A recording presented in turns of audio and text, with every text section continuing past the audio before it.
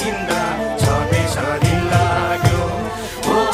मायालु जेललाई फरिया किन्दा छब्बिस दिन लाग्यो छब्बिस दिन लाग्यो अहिले खाजा खाने समय आएको छ रोपाहरू खाली राजाहरू